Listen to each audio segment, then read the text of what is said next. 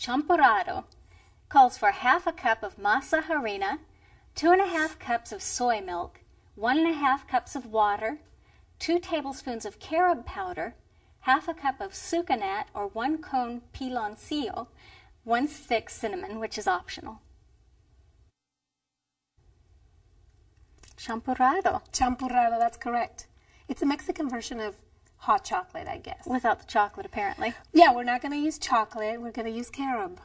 And we were saying how good is to not eat chocolate, but we haven't said anything about carob. Yeah, what's so great about carob? Carob is actually a good source of protein. It's a good source of B vitamins, and it has minerals in it, so it's actually good for you, as opposed to the chocolate being actually bad for you. So if you can substitute something bad for something good that actually tastes similar, that's a win-win situation, I think. You've got something good for something, yeah. Yeah. So, and then we're gonna use this product because I was able to find it, and it's a cone of sugar-like product. I guess it's sugar. It's evaporated cane juice, and it's the most unrefined version of sugar you can ever find. And here's the package that it came in. And I was able to find it here. So you can find it in just about most grocery stores, pretty much I would anywhere. say. Yeah. Well, what's the advantage of using this kind of unrefined sugar, say, as opposed to white sugar? Well, white sugar has nothing but empty calories. It has no trace minerals left in it. It has no nutrition at all except for just the calories from the sugar. And plus refined sugars, all the refined sugars actually raise your body sugar too fast, and that could create problems later on. So you definitely want to avoid most refined sugar. Have no nutrition in it, but this does have some trace minerals in it and nutrition. So you do want to use, if you're going to use any type of sweetener and sugar in your diet, it's better to use the unrefined sugars. And so this is the Mexican version of the unrefined sugar. Well, that looks interesting. If you don't find this, you can always use sucanat instead. So that's another option. So does this taste different than regular sugar? It has more of the molasses flavor still left.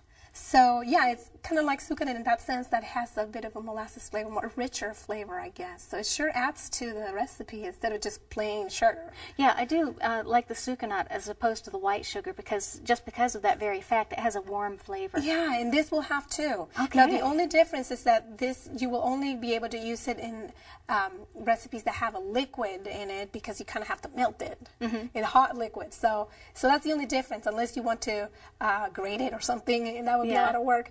But that's the only difference. So anything that has hot liquid in it, you could use this. All right. Looks like that liquid's getting pretty hot. Yeah, we're going to go ahead and we're already warming the milk so that it'll be faster that way. But what we're going to do first is blend with this blender. And we have the we have the masa here, flour. And that will make it a little bit thicker than traditional hot chocolate. Traditional hot chocolate is just milk, right? But this will be a little thicker.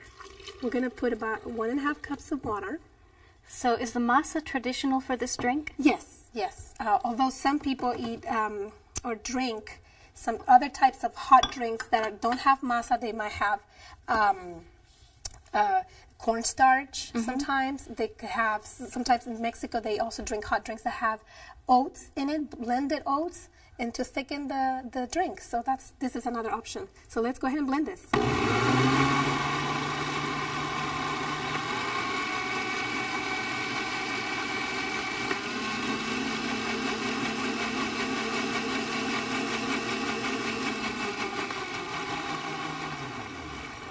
All right, ready to go. You want to go ahead and dump that for me?